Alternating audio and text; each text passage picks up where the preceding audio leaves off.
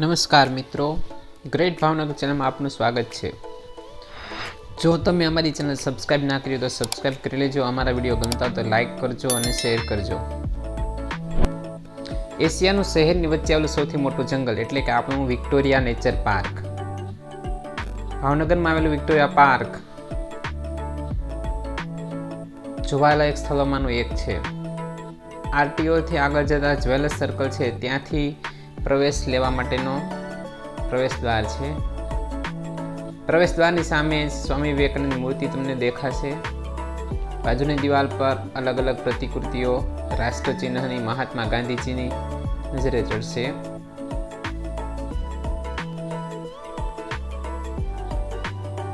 Cement કોન્ક્રીટના જંગલની વચ્ચે પણ કુદરતી જંગલ આવેલું હોય એ અચરજ કહેવાય.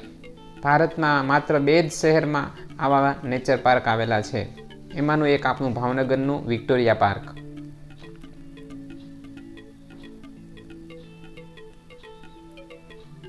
દરેક ભાવનગરીએ એકવાર તો વિક્ટોરિયા પાર્કની મુલાકાત લેવી જ જોઈએ.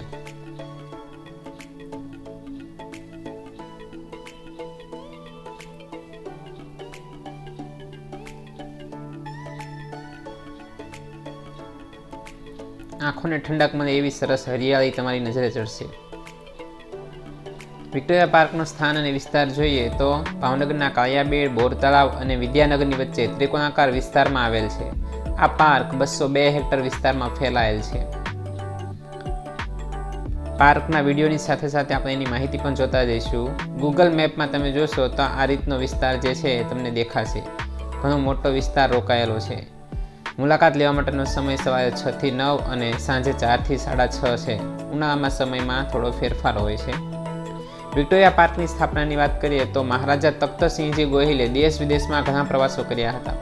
પ્રવાસ દરમિયાન જોયેલા પાર્ક અને જંગલો તેમને આકર્ષ્યા હતા. પર્યાવરણનું મહત્વ તેઓ સમજ્યા હતા. તેથી તેમને ઈચ્છા થઈ કે ભાવનગરમાં પણ જંગલ જેવો પાર્ક બનાવવામાં આવે. પાર્ક બનાવવાની વાત મહારાજાએ પોતાના દરબારીઓ અને તે સમયના ઇજનેર પાસે કરી. સૌને વિચાર ગમ્યો અને એ સમયના ઇજનેરે 202 હેક્ટરમાં પાર્કની રૂપરેખા તૈયાર કરી અને આ રીતે વિક્ટોરિયા પાર્કની સ્થાપનાની શરૂઆત થઈ. મહારાજાની આજ્ઞા મુજબ દરબારીઓ અને ઇજનેરોએ પ્લાનિંગ કર્યું, કાગળ પર આયોજન બનાવ્યું અને એ મુજબ માનવ સર્જિત પાર્ક બનાવવામાં આવ્યો.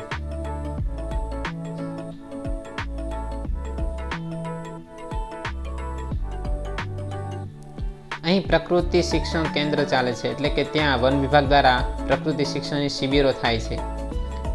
સ્કૂલ, કોલેજ અને બીજી સામાજિક સંસ્થાઓના પ્રકૃતિ શિક્ષણના કાર્યક્રમો પણ થતા હોય છે. આ ફોટોગ્રાફ જે છે એ તખ્તસિંહજી ગોહિલનો છે, જેને આ પાર્કની સ્થાપના કરી.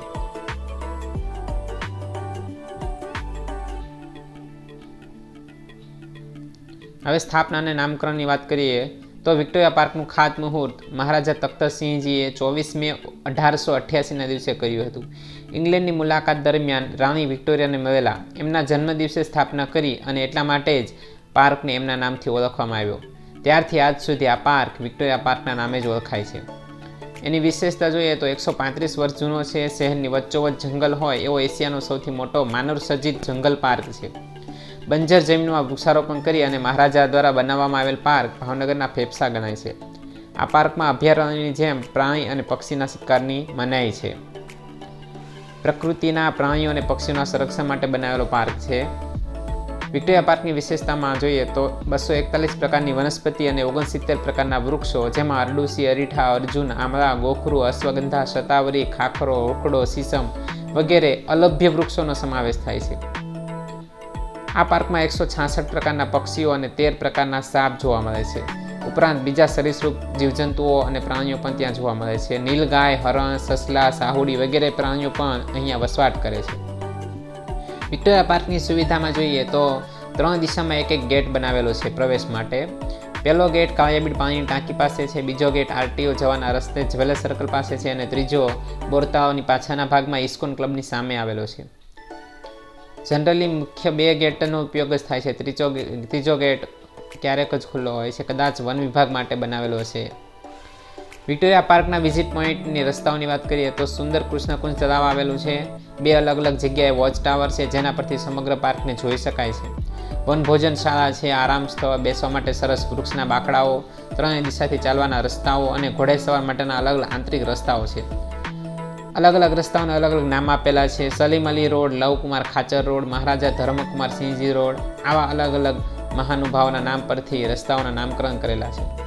વર્તમાન સ્થિતિની વાત કરીએ તો 26 એપ્રિલ 2015ના દિવસે આ પાર્કની દિવાલ પર 1700થી વધુ ચિત્રકારોએ ચિત્ર દોરી પાર્કની દિવાલ જે છે સજાવેલ છે. હાલમાં વન વિભાગ આ પાર્કમાં પ્રકૃતિ શિક્ષણ કેન્દ્ર, નર્સરી, વન સંશોધન કેન્દ્ર અને પ્રાકૃતિક શિબિરો યોજે છે. પર્યાવરણ પ્રેમી મહારાજાએ આપણને આ ભેટ અમૂલ્ય આપેલ છે, જેનું રક્ષણ કરવું એ આપણી નૈતિક જવાબદારી છે.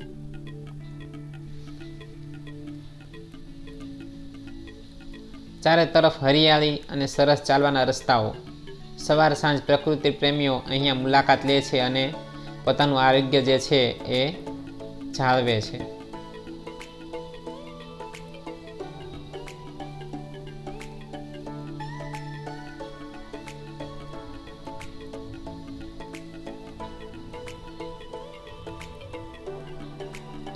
પાર્કની રચના કરી ત્યારે જ એટલું સરસ આયોજન કરેલું છે કે તમને પાર્કમાં કસરત કરવાની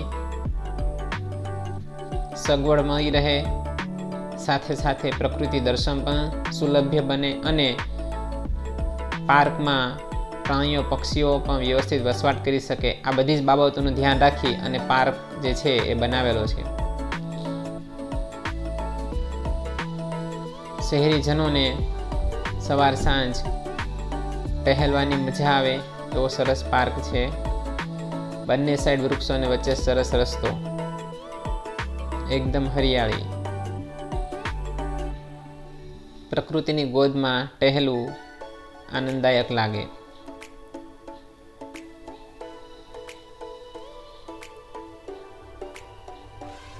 ઝાડી ઝાંખરા અને વૃક્ષોમાં જીવજંતુઓનો વસવાટ છે એટલે અંદર જવું નહીં.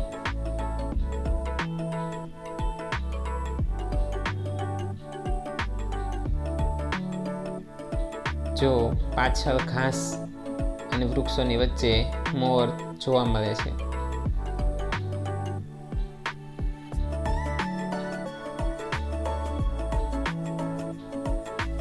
ચોમાસાની ઋતુમાં ખાસ અહીંયા મોર જોવા મળે છે.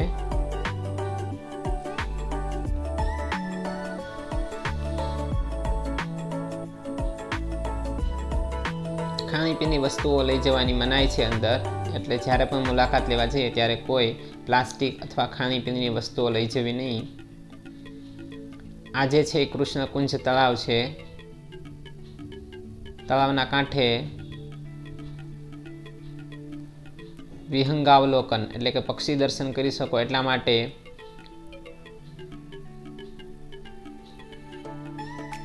ઉપર ચડી અને પક્ષીનું દર્શન કરી શકો, આખા પાર્કને જોઈ શકો એના માટે પગથિયાવાળી આ સરસ રચના બનાવેલી છે, જેને વોચ ટાવર તરીકે ઓળખવામાં આવે છે. આ વોચ ટાવર પરથી તમે પાર્કને જોઈ શકો છો, સમગ્ર કૃષ્ણકુંજ તળાવનું નિદર્શન કરી શકો છો. વિહંગાવલોકન એટલે કે અહીંયા જે પક્ષીઓ આવે છે યાયાવર, એને તમે જોઈ શકો છો. પાણીમાં તરતા પક્ષીઓ અને ઉડતા પક્ષીઓ. શિયાળામાં ખાસ યાયાવર પક્ષીઓ આવતા હોય છે અને પાણી હોય ત્યારે જળકુકડી, બતક જેવા જળચર પ્રાણીઓ પણ અહીંયા પક્ષીઓ પણ જોવા મળે છે.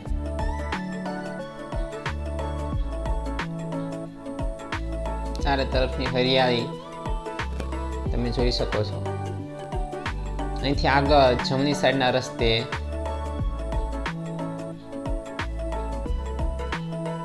એક બીજો વોચ ટાવર બનાવેલો છે.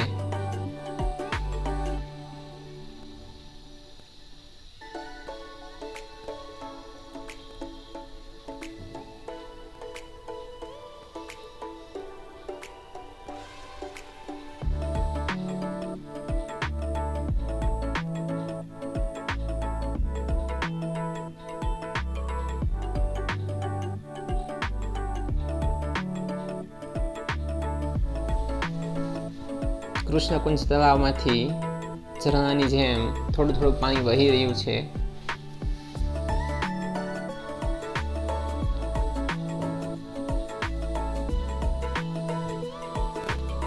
પાણી જે નાળામાંથી પસાર થાય છે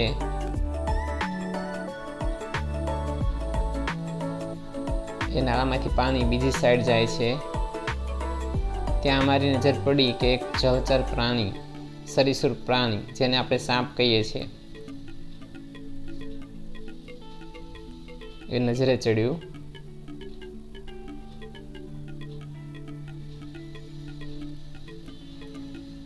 આગળ મેં કીધું એમ ઘણા બધા સરીસૃપ પ્રાણીઓ અહીંયા રહે છે, વસવાટ કરે છે, જીવજંતુઓ, પક્ષીઓ, પ્રાણીઓ. એટલે તમને કોઈ પણ પ્રાણી, પક્ષી નજરે ચડે તો એને છંછેડવા નહીં.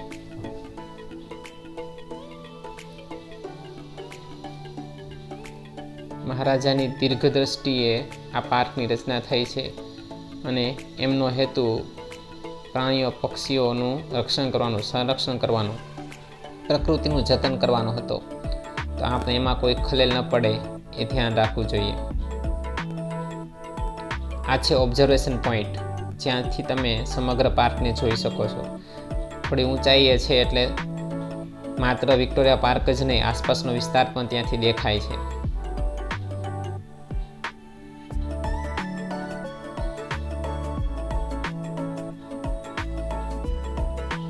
થોડા પગથિયા ચડી અને ઊંચાઈ પર આવેલ આ ઓબ્ઝર્વેશન પોઈન્ટ ખાસ આકર્ષણનું કેન્દ્ર છે,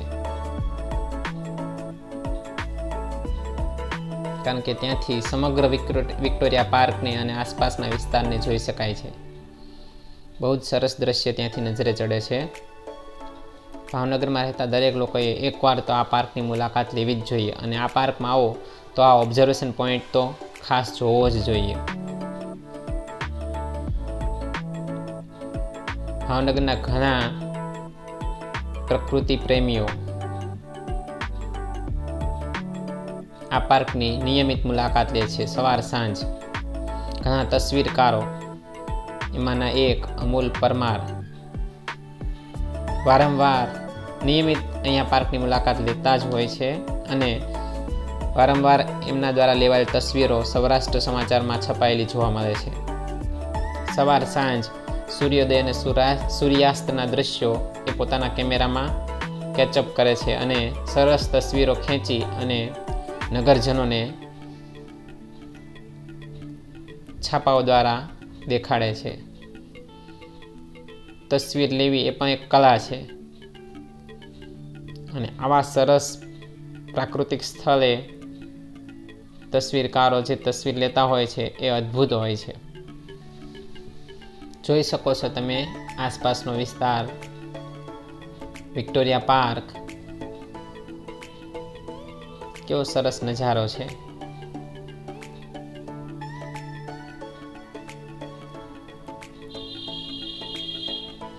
કૃષ્ણકુંજ તળાવ, વિક્ટોરિયા પાર્ક, પાછળનું બોર તળાવ, ઇસ્કોન ક્લબ વાલો રોડ,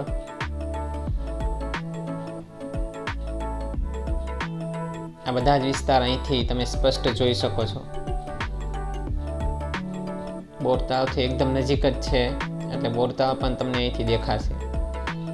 કાળિયાબીડ અને વિદ્યાનગરનો વિસ્તાર પણ અહીંથી દેખાશે.